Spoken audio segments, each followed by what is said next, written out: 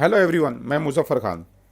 आज के इस ऑडियो वीडियो का टॉपिक है AIQ mop up round, all India counselling mop up round. इस ऑडियो वीडियो को हम 3 पार्ट में डिवाइड करेंगे। पहले पार्ट में देखेंगे कि मॉप अप राउंड होता क्या है, what is mop up round. Second part में देखेंगे कि हाउ टू पार्टिसिपेट, कैसा पार्टिसिपेट किया जाता है मॉप अप राउंड काउंसलिंग के अंदर। और थर्ड जो मेन इसका जो पार्ट रहेगा उसमें हम देखेंगे कि मॉप अप राउंड के लिए कौन कौन कैंडिडेट एलिजिबल है, कौन कौन से लोग एलिजिबल है मॉप अप राउंड में पार्टिसिपेट करने के लिए। तो पहला पार्ट हम देखते हैं कि what is mop up round.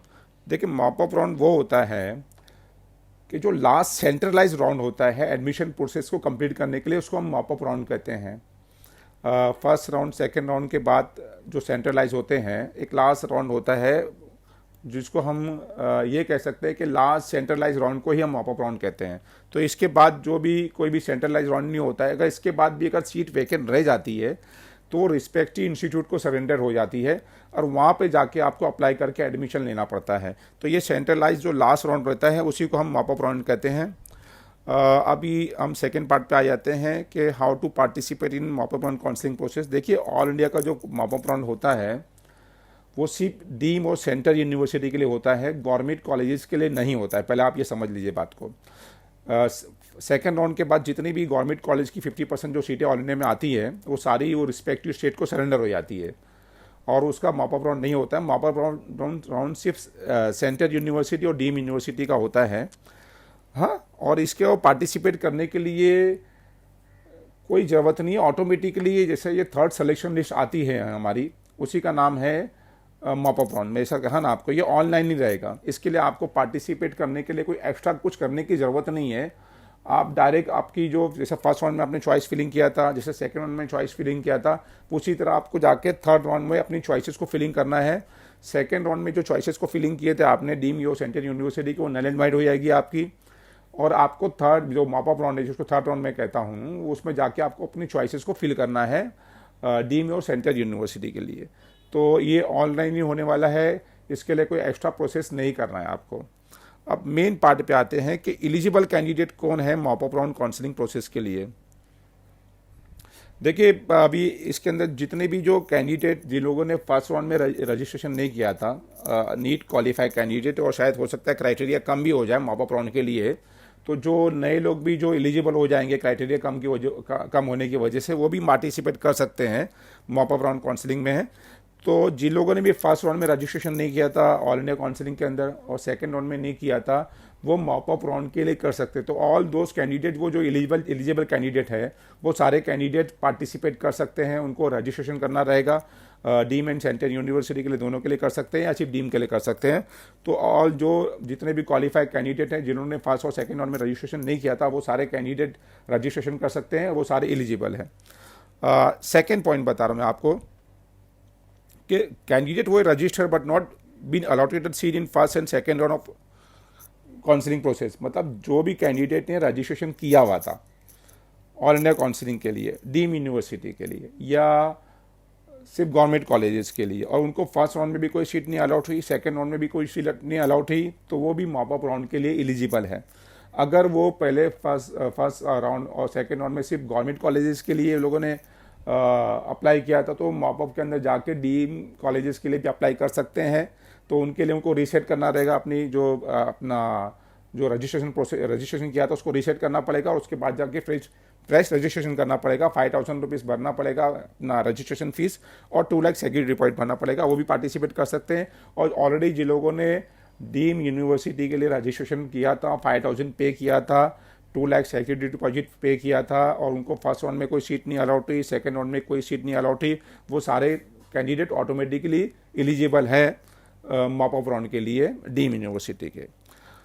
Third जो आता है पॉइंट कि वो कैंडिडेट जिसको फर्स्ट राउंड में सीट अलाउड हुई थी और उसने फ्री एग्जिट ले लिया था, फ्री एग्जिट लेने के बाद अब उसको सेकेंड राउंड में सीट नहीं अलाउड हुई, हाँ, वो भी कैंडिडेट एलिजिबल है, मगर उसको वापस से रजिस्ट्रेशन करना पड़ेगा।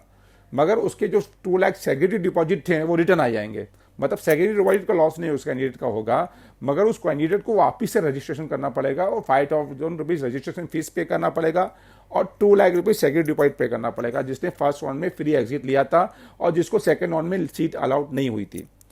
वो कैंडिडेट फोर्थ पॉइंट आ रहा है, वो कैंडिडेट जिसको सेकेंड राउंड में सीट अलॉट हुई और उसने जाके अपनी सीट को सिक्योर नहीं किया, हाँ सीट को सिक्योर नहीं किया, तो वो भी एलिजिबल है मॉपअप के लिए पार्टिसिपेट करने के लिए, मगर उसका सेक्रेटरी डिपॉजिट रिटर्न नहीं आएगा, वो फोरफिटेड हो गया हुआ है। आपको वापस से रजिस्ट्रेशन करना पड़ेगा मॉपअप राउंड के लिए, वापस से 5,000 रुपीज़ पे करना पड़ेगा आपको, 2 लाख रुपीज़ सिक्योरिटी डिपॉजिट आपको पे करना पड़ेगा और रजिस्ट्रेशन करना पड़ेगा, और आपका जो 2 लाख रुपीज़ सिक्योरिटी डिपॉजिट था जो पहले आपने पे किया था वो रिटर्न नहीं आएगा।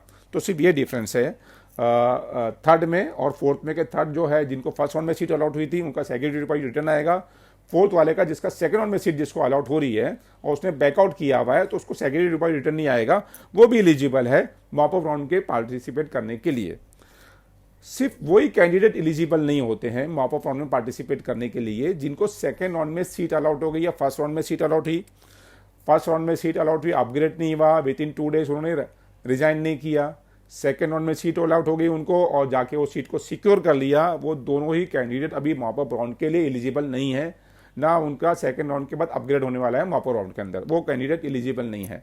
तो हमने समझ लिया कि कौन कौन से कैंडिडेट एलिजिबल है और कौन कौन से कैंडिडेट एलिजिबल नहीं है। सिर्फ वही कैंडिडेट एलिजिबल नहीं है जिसको फर्स्ट राउंड में सीट अलॉट हुई, अपग्रेड नहीं हुआ या अपग्रेड हो गया, अपग्रेड होने के बाद एडमिशन ले लिया उन्होंने जाके सेकेंड राउंड में और नहीं हुआ था, विद इन 2 डेज रिजाइन नहीं किया उन्होंने, तो वो भी एलिजिबल नहीं है, और जिन्होंने सेकेंड राउंड की सीट को सिक्योर कर लिया वो भी एलिजिबल नहीं है। बाकी सारे कैंडिडेट जो है वो सब एलिजिबल है और जिनको सीट अलॉट हुई बैकआउट किया वो 2 लाख के बीच रजिस्ट्रेशन फीस पे करेंगे।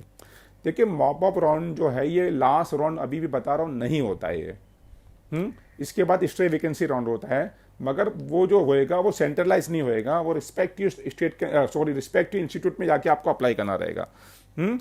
एक बात का ख्याल रखिए, बहुत इंपॉर्टेंट पॉइंट बता रहा हूँ आपको, जिनको भी मॉपअप राउंड में सीट अलॉट हो जाती है और अगर वो सीट को जाके सिक्योर कर लेते हैं तो उनका एडमिशन प्रोसेस खत्म हो जाता है, फिर वो कोई भी काउंसलिंग में पार्टिसिपेट नहीं कर सकते।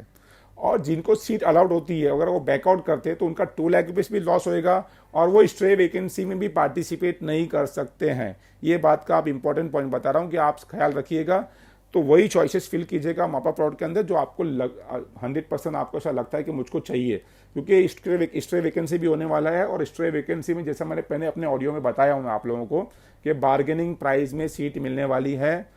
सीट अभी भी देखना आप मॉपअप राउंड में बहुत सारी अवेलेबल रहेगी आपके लिए, डीम कॉलेजेस की टॉप ब्रांच की भी रहेगी और टॉप ब्रांच की भी आपको बार्गेनिंग प्राइस में सीट मिल सकती है, तो ये बात का जरूर आप ख्याल रखिएगा।